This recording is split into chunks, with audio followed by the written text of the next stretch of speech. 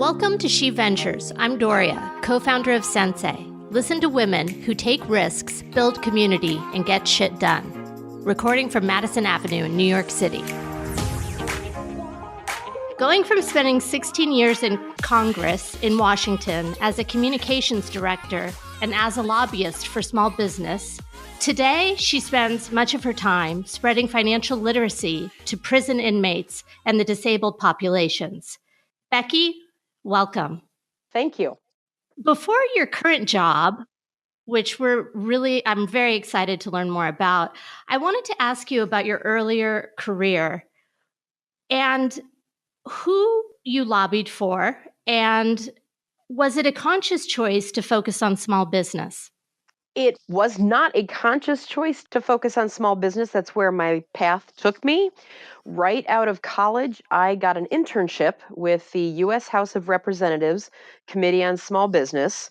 I went from working on the Hill for the committee as a communications director, staff assistant, several positions, I guess, over the time, into a lobbying role where I worked for the National Association for the Self-Employed, the National Tooling and Machining Association, the National Roofing Association, and lastly, the Tire Industry Association.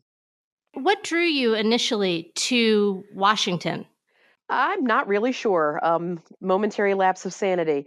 Anyway, my father was a political science professor, and since I didn't know what I wanted to be after I graduated college with my political science degree, he encouraged me to take the internship in Washington. So I ended up there.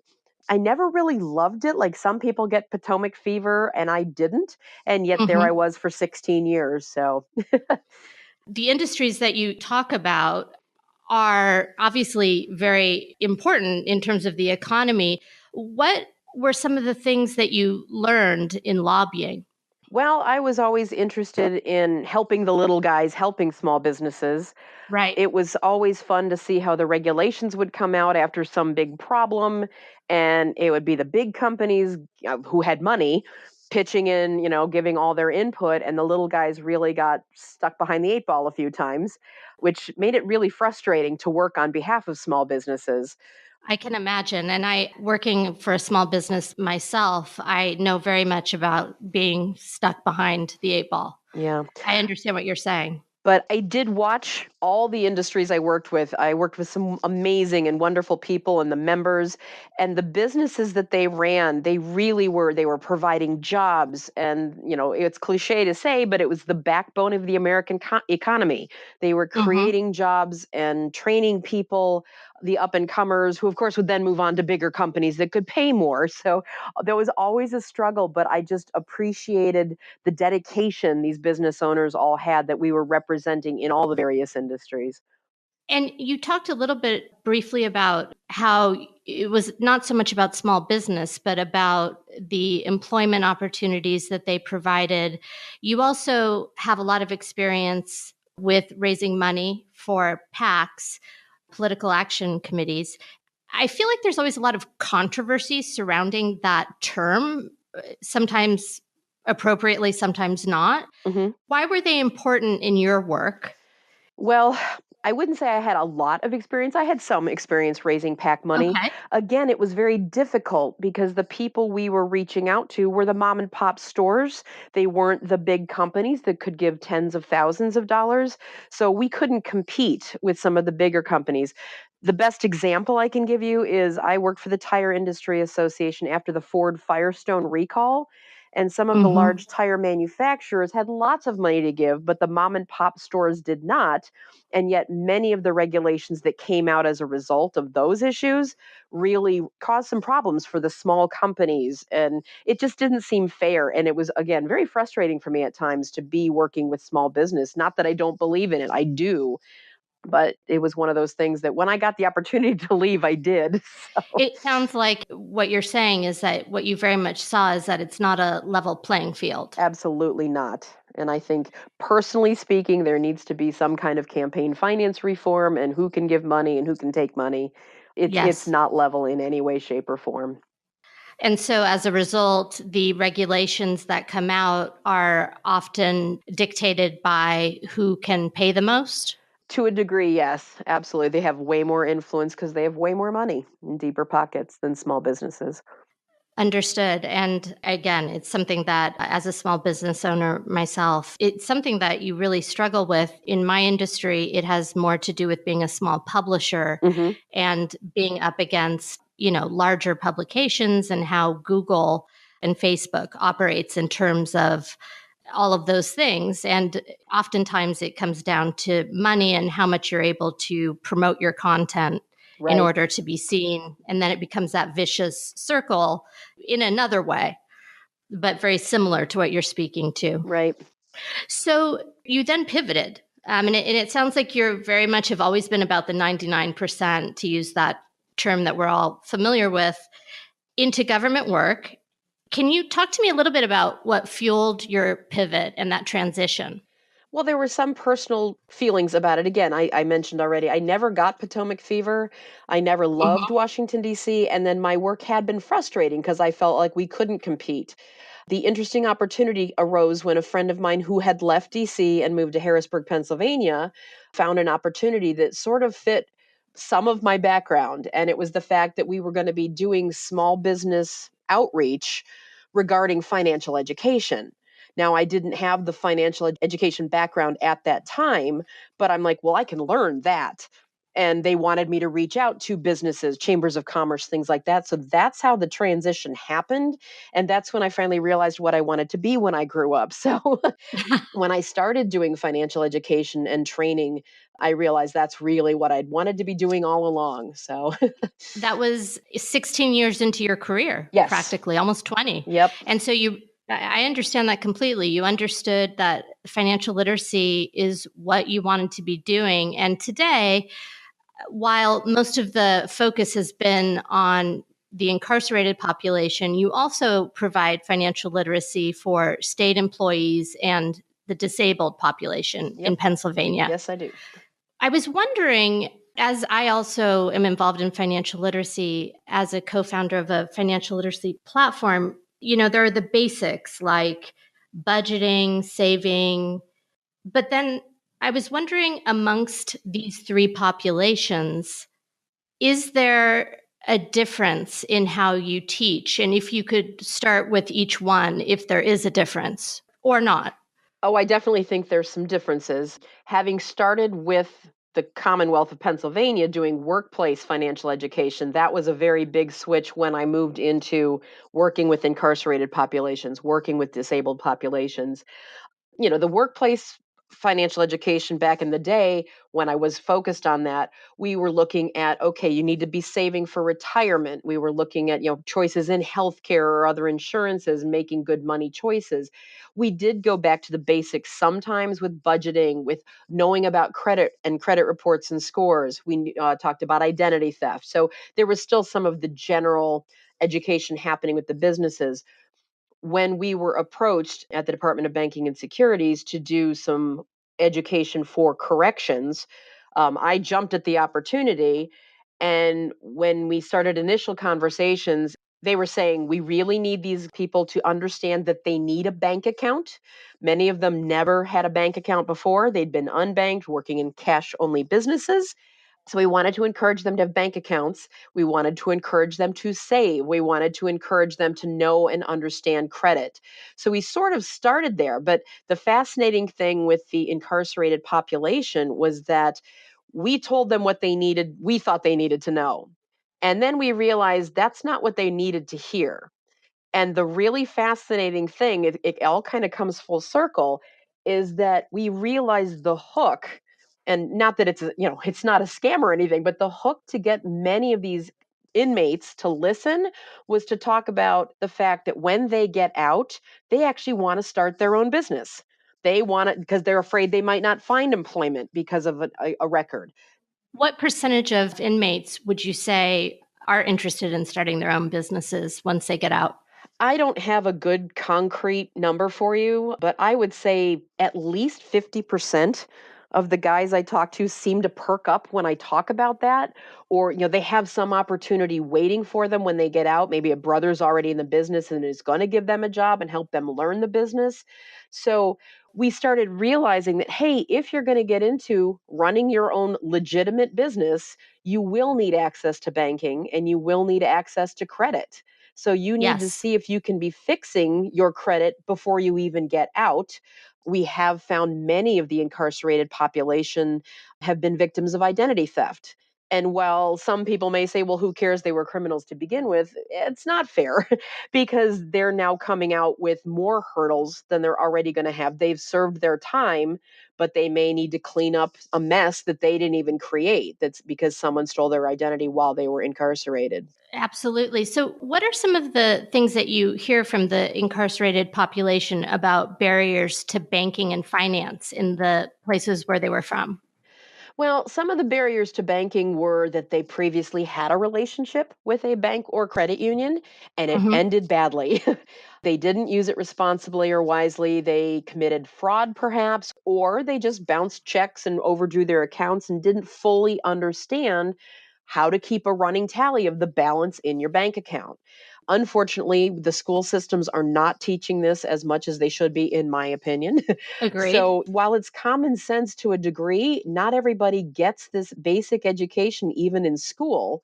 And you learn by making mistakes through the school of hard knocks. So a lot of these folks had made mistakes with banks, got leery of banks, didn't want to use them, keep their cash in a cookie jar under their mattresses. So we have to explain why banks are important in keeping your money safe, in being more convenient, in the fact that employers now, if you get a job, most employers want you to have direct deposit. So having a bank account actually plays a huge role in the success of reentrance here in Pennsylvania. I read that in your paper. It says that 73% of successful reentrants, Hmm. which you define as 3 or more years out of prison, are people with a bank account or a credit union account. And only 39% who end up returning, Hmm. going back to jail, don't have one. And so in the report, it's very clear. You're honest, and it says we don't really know why, but it certainly anecdotally seems like there's a correlation. Absolutely. We've been pointing that out as we do our educational workshops. I point out that statistic. I'm not big on using statistics, but that one's huge. It's almost twice as likely that somebody is going to have success if they have a bank account and that if they don't. So obviously, we're trying to explain to them why this may help them if they really want to reform and be a contributing tax-paying member of society. Having a bank account is going to help them. Take me back to, you said you jumped at the opportunity. What was it about the opportunity that was so exciting for you? Well, I loved the idea of doing financial education. So that it was something new for me to learn, and I loved that idea. But the other big thing was I had a young son and really kind of wanted to get out of DC into a more family friendly place to raise him. So moving to Harrisburg, Pennsylvania seemed a lot better. My husband and I at the time went through 9/11 in Washington, D.C., and I really didn't want to relive that now having a young child. So he was 18 months when we moved. So that was a big decision a big factor in the decision, rather. I'm also curious about, because I was thinking about my own knowledge about prisons, and I have to admit that it's mostly what I've seen on TV or maybe on 60 Minutes, but I don't know if I have a real understanding of the system. And so I was wondering if you could describe the first time you went into a prison to teach as a woman, what was that like? Well, obviously, I had a little bit of apprehension, but overall, the Department of Corrections staff that I was working with was being very supportive, and I have to have someone with me at all times. So I never felt unsafe going into the prisons.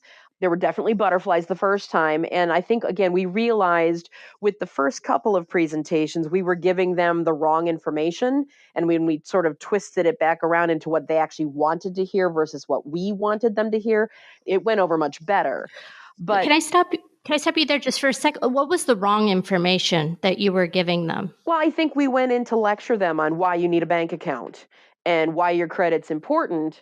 And not that it isn't, but I think they really tuned out at first, like, yeah, of course you're going to tell me this is what I've got to do. And then when we said, you know what, here's some reasons why you might want to do this, it just gives them more of a choice in the process. When you say, hey, how many of you want to start a business? You're going to need your finances cleaned up. So So it's the difference of kind of, it's meeting people where they're at, but it's also not talking at people, but really understanding their situation. absolutely.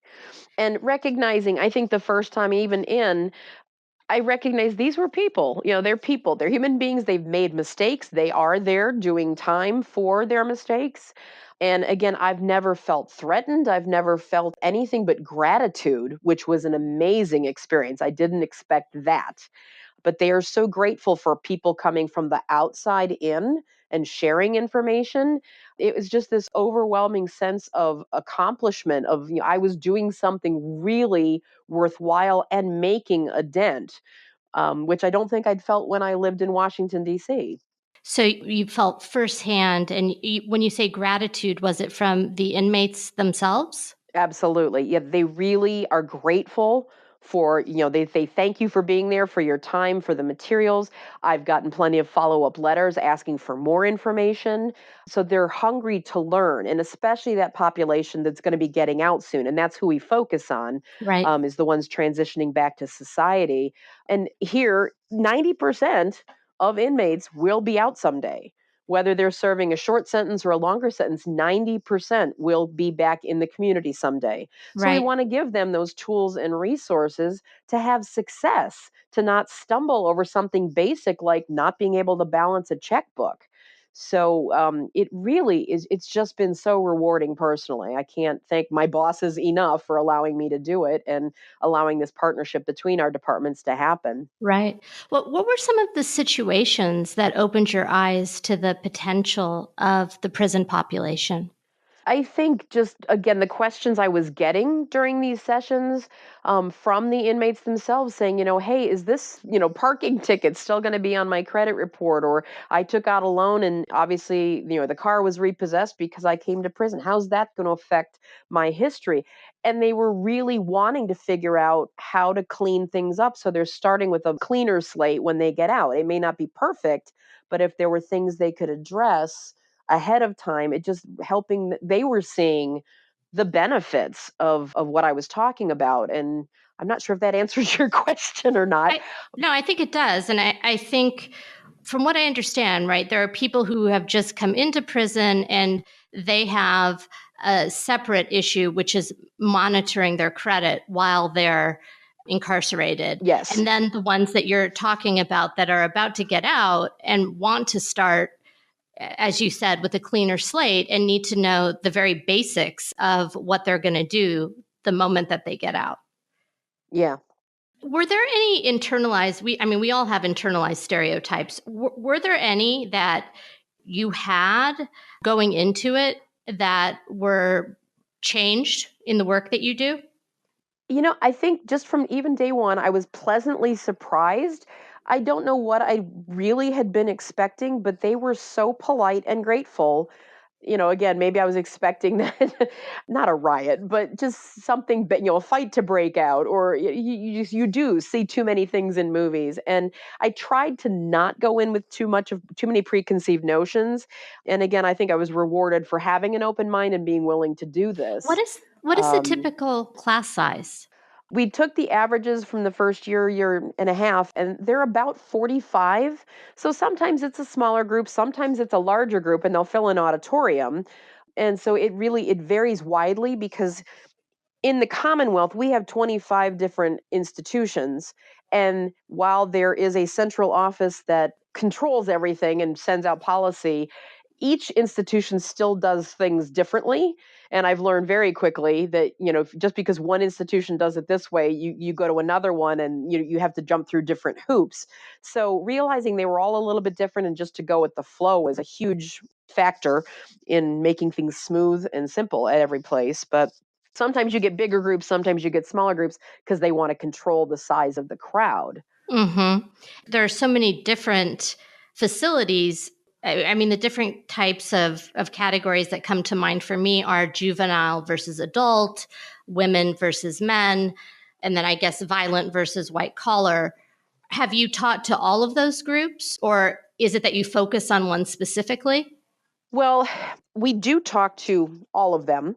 In the women's prisons, we have a boot camp here in Pennsylvania that focuses, they're mostly younger offenders that aren't violent, and they go through a more rigorous rehabilitation process. It really is almost like a military boot camp. And so that's very different culturally than the other state correctional institutions or SCIs. But the women's prisons, they have a whole different set of questions than the men. And then as far as levels of security, yeah, we run the gamut here, and I have been to every institution in the state. When I actually first started, I was working with a population called the juvenile lifers. We started with them because there was a Supreme Court decision a couple years back that said anybody sentenced to life in prison who was a juvenile, they had to be resentenced, that wasn't constitutional. And Pennsylvania had one of the largest juvenile lifer populations in the country with about 525. So we started focusing on them, thinking if they have a possibility of getting out after a 30 or 40-year sentence, they have never had a bank account, they have never used credit, they need to know the basics. So that's where this program really started. But once we kind of worked through the juvenile lifers, then we realized we need to keep doing this for the people, again, transitioning out, which is when we started focusing more on the transitional housing units or reentry service offices. So, with the juvenile population, you mentioned, and you had mentioned before, the lack of financial education in schools. What kind of education might help prevent people from being incarcerated to begin with? Well, that's a very interesting question. I think so many crimes are related to the fact somebody doesn't have money or needs money. Now, yes, you can get into the conversations about drug use and, of course, people stealing for that. And that's a stereotype, and it's not necessarily wrong, but I don't have any statistics. Right. But, if younger people learn that, by going to a bank, they can actually save money because they're not paying a check casher fee, or just again knowing how to balance a checkbook and not get an overdraft fee. It's common sense to those of us that are working normal jobs, but kids aren't learning this in high school today for the most part. And I do think it plays a role somewhere down the line, but most of the time I hear comments that I should have learned this in high school, and yeah, I agree. But that's a whole nother challenge. I so agree with you on that. And one of the things that amazes me, and I'm sure you're well aware of this too, is less than half of the states offer some sort of financial literacy in high school. Correct. So it's something that people completely miss unless you hear it from your family or close friends, or happen to be interested in a career where that's the topic. It's assumed that you'll know how to do these things. Right. And it's not that they're particularly difficult, but still one needs to be shown how to do them. Hmm. Well, it's in the Commonwealth of Pennsylvania. We have 500 autonomous school districts. And of those 500, my last numbers, if I recall correctly, it's about 87 high schools require personal finance for graduation. And there may be more than one high school in a district. So that doesn't mean even every district is hitting it. That's incredibly low as far as, a percentage. And we've been trying to fight that battle for a long time, and unfortunately it has to do with the tests that they're giving all these kids, and there aren't personal finance questions on those tests, so they're not as willing to teach that. And I'm not saying there aren't teachers who aren't teaching this. There are some, and there are some incredible teachers, but it's not mandated, and it's not as widespread as it needs to be. Exactly. I think that that's right. It's not mandated, but yet I've seen examples of a band teacher who decides to incorporate financial literacy into his teaching because he just personally feels it's important. Hmm. Getting back to the inmate population, you said that between women and men, there are some big differences. Can you talk to me a little bit about what some of those are?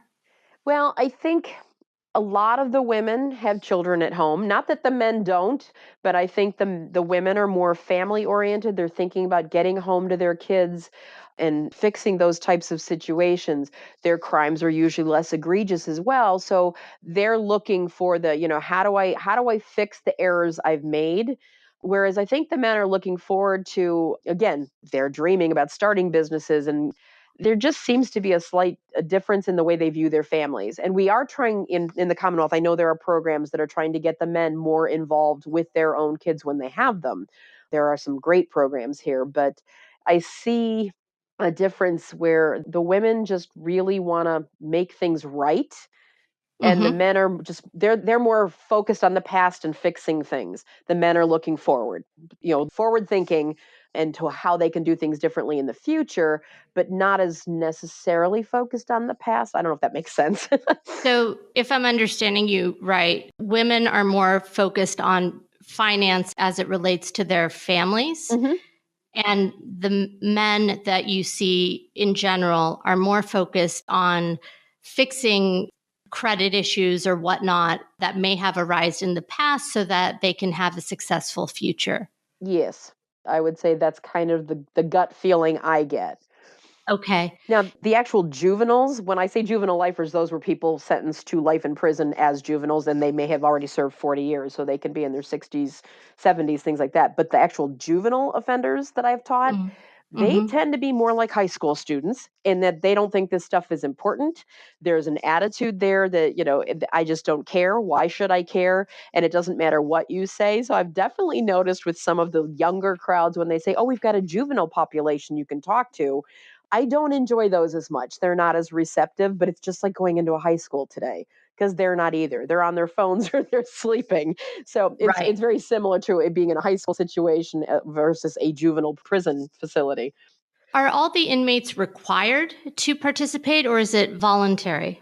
It depends on the institution. Some of them make it Okay. mandatory, which I don't think that helps them, in my personal opinion. If they don't want to be there, they're not going to really be receptive. Not that some can't have light bulb moments that go off, but I think that it's better when they are given the choice to be there, they choose to be there, and they're more willing to accept the messages then.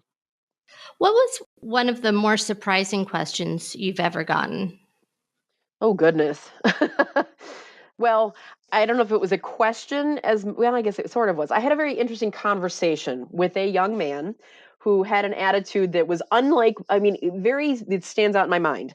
He was asking about the fact he owes a county prison about $4,000 for a year of incarceration. They actually have restitution they have to pay.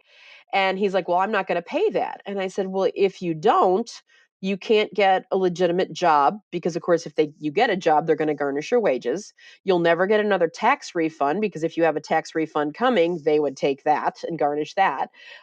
And you'll never have a bank account because again a bank might bank or credit union, they may be able to go in and take some of the money you have in an account. So I said, so if you're not willing to ever pay that back, that's going to hang over your head for the rest of your life, which basically means you're going to be stuck with jobs that are under the table or possibly illegal activity, which is going to land you back in prison. And he just didn't seem to care. And that was one of those exchanges. It started with a question about, do I have to pay this back? I said, well, it's a debt that you owe. So yes, but I was so surprised. And I have not run into that attitude that often. So it really was discouraging. That was the one day that I was like, wow. Right. I think we all in our day to days have these exchanges, right? Where it is surprising. Restitution. Is everyone who is in prison required to pay restitution? I don't have a statistic, but I will say from my understanding, most of the incarcerated population has some kind of court fines and victims restitution that they do have to pay back.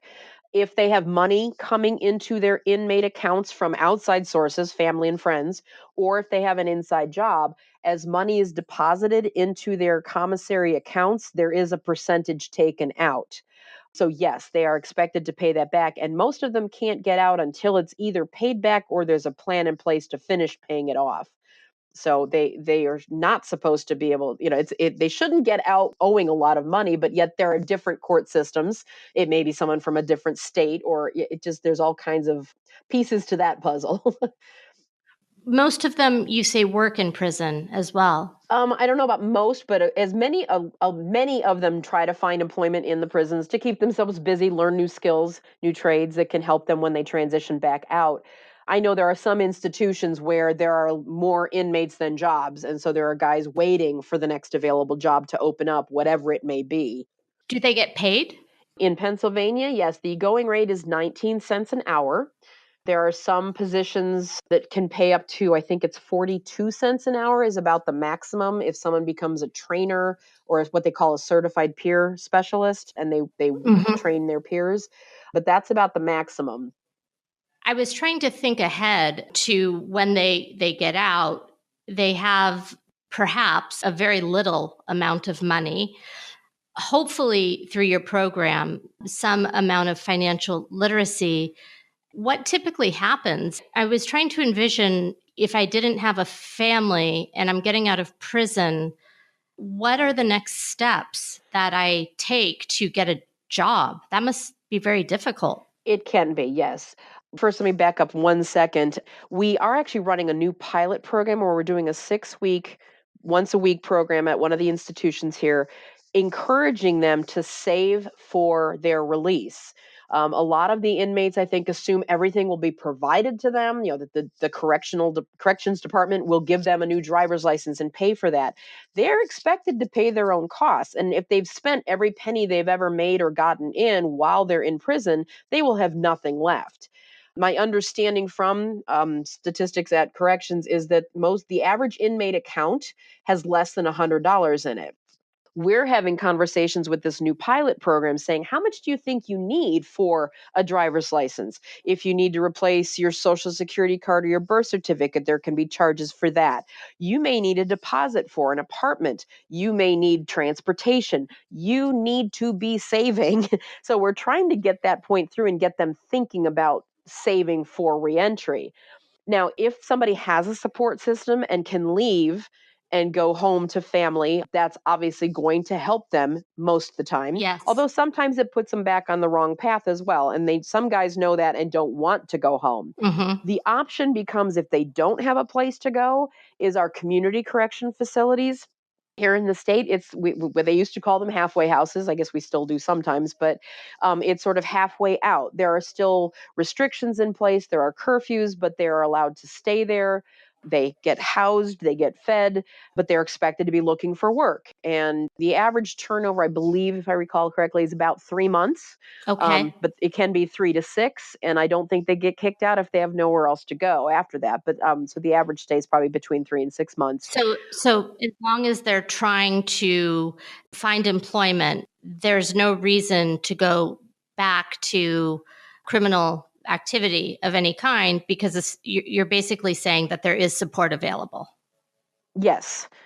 I know that the residents of the community correctional facilities will tell you, well, they don't give us much support and they complain about everything. I don't think they realize how good they have it sometimes, and Hmm. I don't mean to be blasé about it because I'm Hmm. sure there are some places that have some issues and staff can be interesting about with the inmates or the residents depending on where you're at as well. Talk to me So about there's not there oh, go ahead. no, I was going to ask, talk to me a little bit about that. Well, it's interesting because what I do, some people are like, "Oh, that's so huggy, touchy, feely. Why do they need that?" And yet, if I stop and explain it, everyone's like, "Oh, you're right. Everybody needs to know that. It's not just them, but everybody." There may be some older school thinking people who think, they just don't like that I'm there. They don't like that I'm teaching guys something they never learned. I've heard that before. So it's real fascinating. And then I was at a meeting one time in a community correctional facility where the center director got up and screamed at everybody for 20 minutes about not following orders and curfews and directions, and then said, "And now welcome Becky MacDicken." And I was like, I had a very vicious crowd because of the way I was introduced. So Right. there's ways to treat people, and I understand there's also a line to be walked. It is not black and white. It is so difficult, and I see this all the time. That yes, they need order and they need to follow directions and listen. But when somebody isn't listening to them and their concerns and just yelling, it doesn't help anybody, and it just makes people who are trying to do the right thing and get back on their feet, it just makes them crankier. Right. So I've seen it all, but I believe in what I'm doing, so I guess that's why I keep going back. So And how many inmates' lives have you touched at this point with your classes? um I've got to be close to 10,000 at this point. because last year was 5, and I'm on track to hit the same numbers this year. Now, there may be repeat people within there who come to my classes once or twice or 3 times, because it means they get out of their cells and they get to, ask more questions after they've thought things through. But I would say we're close to 10,000, and I'm excited about that. That's very exciting and a lot to be proud of. I read that 90% of the people incarcerated in Pennsylvania are released, which I think you had also mentioned earlier, which equates to about 20,000 people a year reentering communities. Based on current stats, if you happen to know them or approximate, do you have any data? I know this is a fairly new program, but do you have any data of the people that have taken your classes? How are they faring right now? We are trying to measure that, but we only started that this fall. We didn't do it for the first year. I don't think we thought that far ahead, because we didn't know the success we'd have, that the feedback has been so overwhelmingly positive. So then we realized, wait, we need to start measuring this. So this fall we started doing pre and post tests with the inmates. They take a test before the class, just 6 questions, a quiz, and then take it at the end of the session. And we're trying to see right there, okay, first off, were they paying attention? Did they learn anything?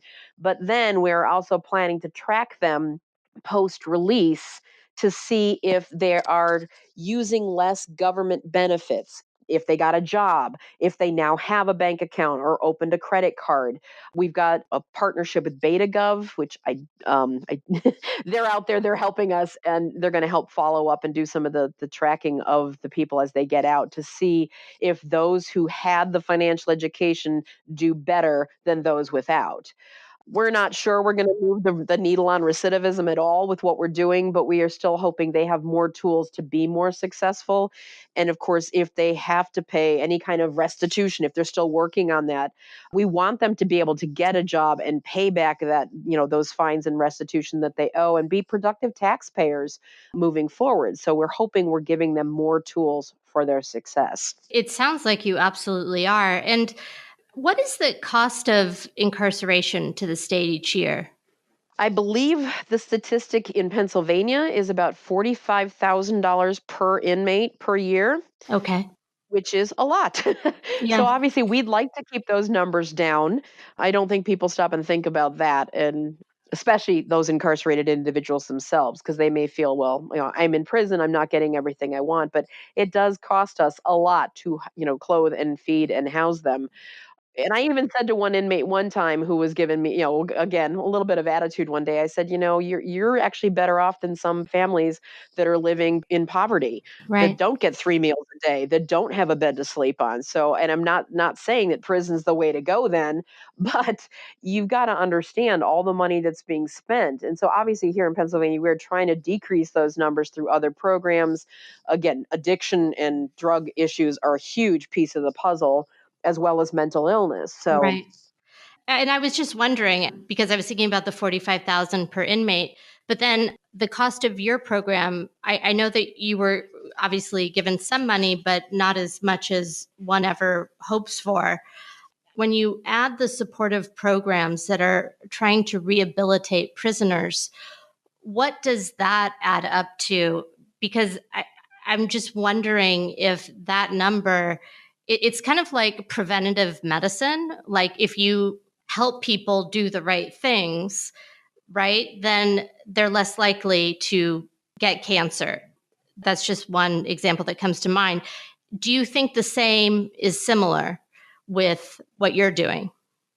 well, just to be clear, I don't have any idea the costs of some of those other the treatment programs with the mental health or the drug and alcohol treatment, but we have broken down the costs, and right now we're thinking it's about $30 per inmate to get my workshop, which is not the best price, but it's not the worst. We are hoping that's one of the things we're looking at longer term, is bringing that cost for our department down, because basically the Department of Banking and Securities, whom I work for, has lent me or given me to the Department of Corrections, and I have a lot of autonomy to go out and do what I need to do, travel where I need to travel. And so far, I haven't overspent or anything like that, but it's just one person doing this. It's not sustainable.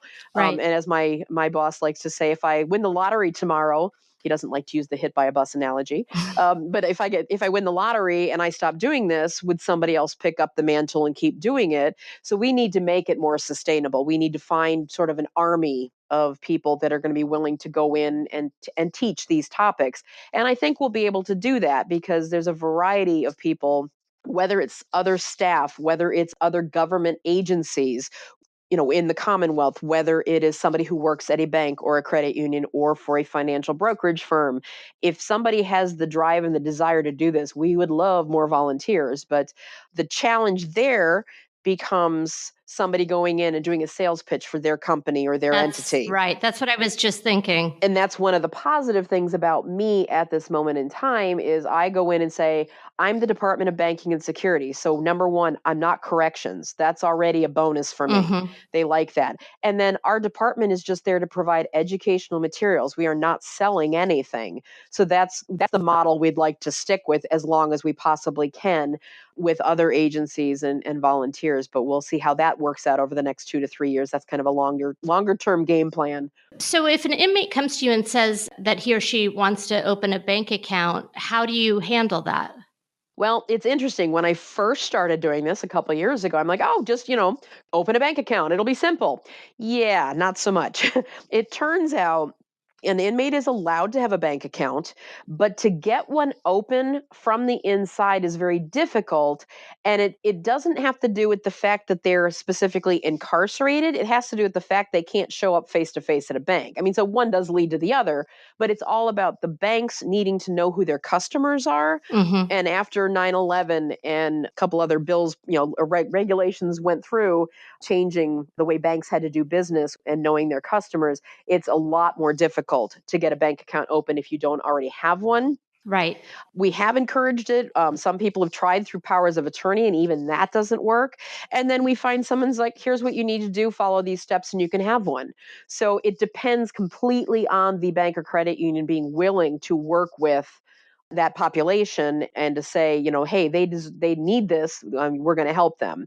So it's kind of case by case. So it would be, I guess, a list of vendors that credit unions and banks that then the inmate would look at and evaluate, or you would help him or her evaluate, like the interest rate, because there's a lot, and there's a big difference even between a credit union and a bank. Right.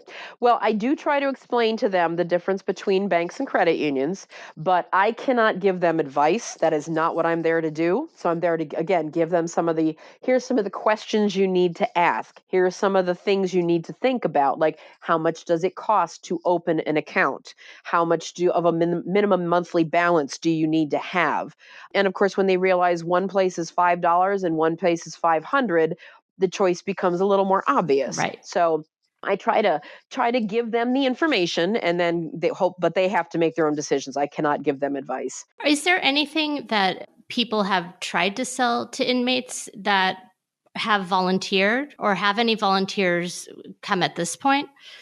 Not that I'm aware of, but I'm sure it's happened. I just know that having been doing financial education now for almost 13 years, a lot of times when you get someone who's like, hey, I'm willing to do that, yeah, they're going in to try to get you to sign up for their services. Now, with the inmate population, that's probably not most people's motives for those that are out there, because again, did I say before, the average inmate account balance is less than $100. So Right. it's not like they're leaving money or leaving prison with a ton of money to invest.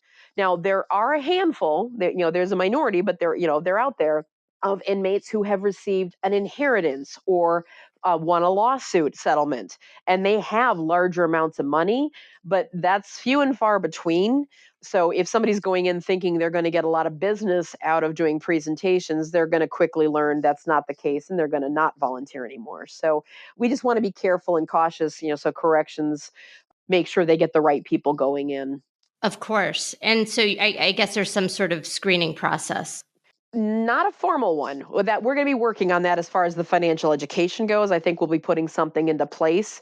And obviously, if somebody is giving their time, they're allowed to say who they are and where they're with, what organization they represent. But that should be about the bulk of it.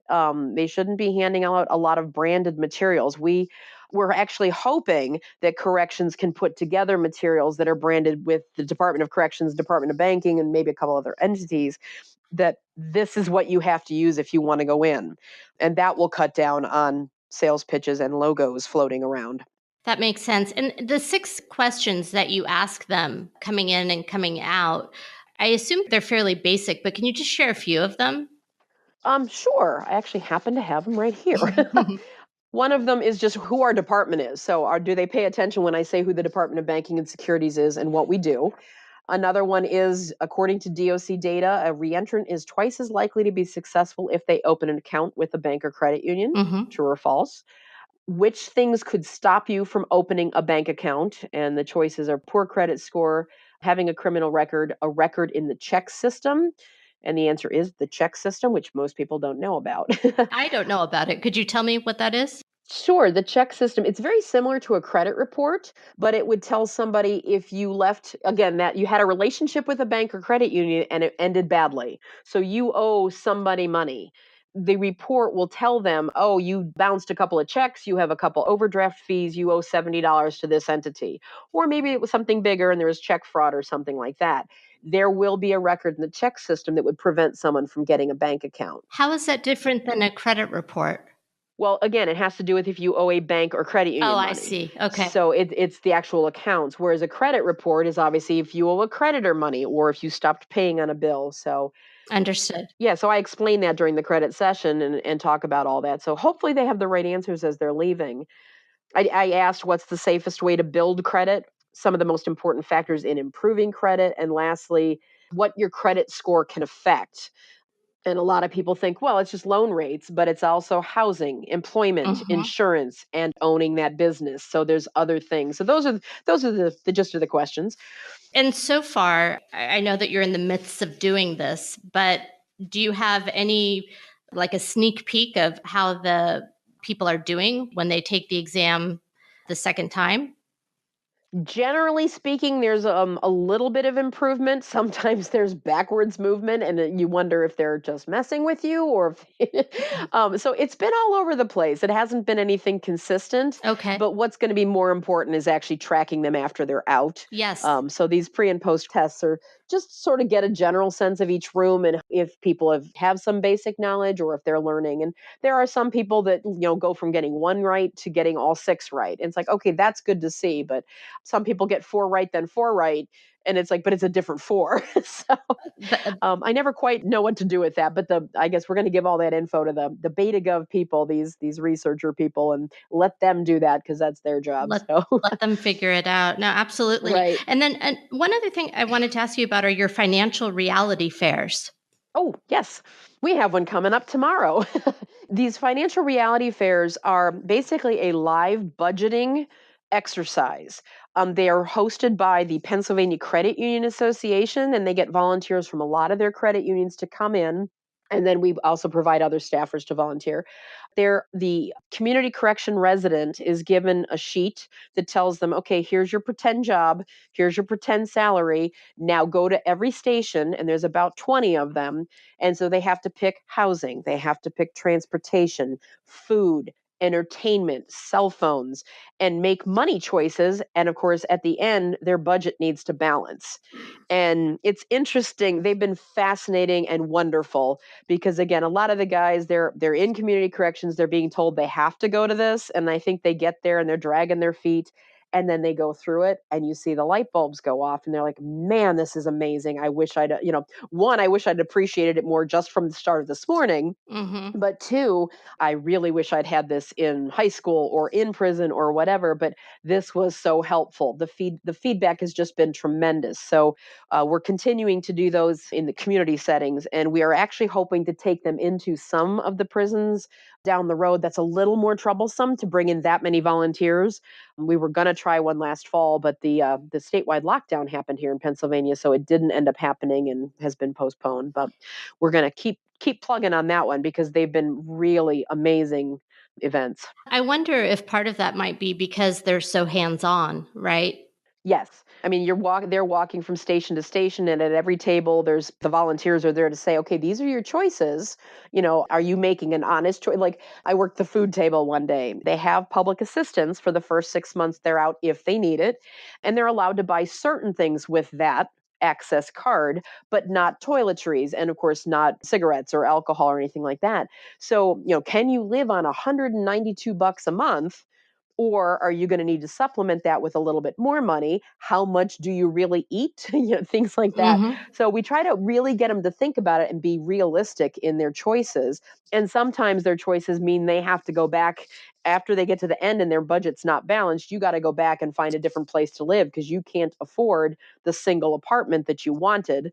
You might need a roommate, or something like that. So it's really great. It sounds exciting. And I think it would be something that would be great in a lot of populations to do that hands-on approach. The Credit Union Association started doing those for high schools, and they modeled them for high schools, but then they've tweaked their model and worked tremendously with us and corrections to make them applicable to the guys coming out of prison. That's fantastic. One of the things I hadn't thought about, and it really struck me, there's an anecdote in your report that talks about a man who was stunned that he would have to pay $225 for a new pair of glasses because in prison they cost him $30. And Right. I'm assuming a lot of things are subsidized. So how do you teach that cost of living difference that they're going to encounter once they're out?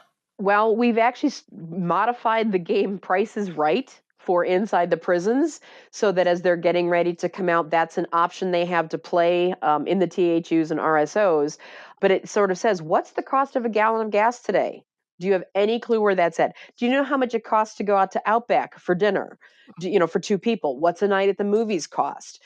So we are trying to give them some of those, the reality checks, because not everything inside prison is subsidized like the glasses, but we actually have at one of our women's facilities, they make glasses. So the inmates are actually making them, which is probably why they can pass on those cost savings to the other inmates. But this gentleman I spoke to was just like, I had to pay $225. And of course, I didn't tell him I just had to pay $350 myself. But yeah, there are certain things that they get price breaks on. A bag of chips might cost them 99 cents that out here is $3.50. Mm-hmm. And so a lot of the vendors providing to the prison commissaries aren't making a lot of profit. That's not what they're there to do. So they are getting price breaks, but we are trying to make sure they're aware of that a little bit more than maybe they have been in the past. And so they can plan for it when they think of their life outside of prison. Right. I would like to learn a little bit about disability. Could you talk to me about disability? Sure. Well, because I do financial education outreach, I was also at one point approached by some folks with the disability community about financial education for that population. The interesting thing is there is a movement, definitely nationwide, in getting more of the disabled community to work, Right. getting them living independently, et cetera. But the interesting fact is, okay, so we have all these incentives to get them to work, to get them living independently. Do they know the basics? Again, do they have a bank account? Right. Do they have access to credit? Has anyone ever stolen their identity? Now, the one interesting thing in the disability community that I've seen is there are so many subgroups. You've got people who are completely functioning with the exception of a physical disability, such as being blind or Mm-hmm. maybe deaf, or something physical that just limits their mobility, but their brain function is completely intact. Mm-hmm. Whereas you've got other people in the community who have intellectual disabilities, such as autism, which my son has autism, so that was another reason I was very interested in this topic. Mm. But we realized that the disabled population needs to have the basics and needs to understand financial topics to live independently and to make sure they're not taken advantage of, to make sure they have all the services they need. So that's been another interesting realm that I've ventured into. And where do you go to teach? Primarily so far, I have been involved with the IUs, the intermediate units. They'll have me come in and they'll have sort of a day of different seminars for the kids in special needs programming. And I will go in and talk about, we start with the real basics sometimes, like wants versus needs, understanding how to, the budget is just money coming in minus the money that goes out, income versus expenses. It's pretty simple, but yet you've got to keep track of it. And then understanding how bank accounts are safe, how you keep your identity safe. We try to touch on all of that, but it's been mostly through the school system so far. And how many people do you think you've touched in that regard? Unfortunately, I'm nowhere close to the prison population. It's probably, in the hundreds, the lower hundreds even, but we also have done some training for the Office of Vocational Rehabilitation and their staff so that they know the resources that are out there for the clients they're working with. We're trying to, again, create an army there where the counselors know who to talk to, where to go, things like that. As far as disabilities go, you had mentioned the basics of financial literacy, but it's also, I would imagine, knowing what programs are available for you. Absolutely. One of the challenges we've had, again, there's been this movement for independence and jobs, but many of the people in the disabled community are concerned they might lose their Social Security benefits, their disability benefits. They need to learn and understand that they can work, and there are new laws that have passed that allow them to save more than they could in the past without still losing some of those extra benefits they may need to get Right. by and to survive. So there's a lot of different levels to the education we need to be doing, but we are promoting the ABLE accounts, which is what they're called, Achieving a Better Life Experience accounts. You're allowed to save up to $15,000 per year without losing your SSI or SSDI. So making sure they know about that alone is helpful.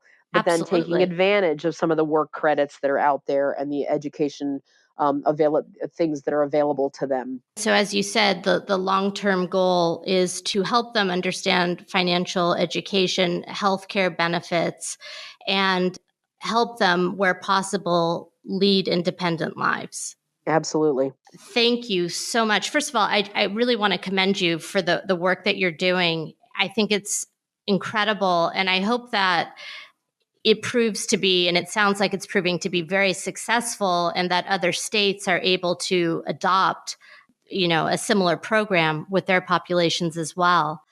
If people want to learn more about what you're doing or want to be involved, where can they go to find out more? I would say at this point they should probably just contact me.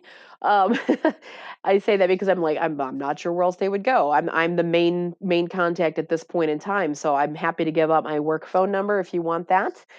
It's 717-214-4755, or my email address is B as in Becky MacDicken, MacDicken @pa.gov. You've been listening to SheVentures. Like what you heard? Be sure to subscribe to our YouTube channel or wherever you get your podcasts, and sign up for our newsletter so you never miss a show.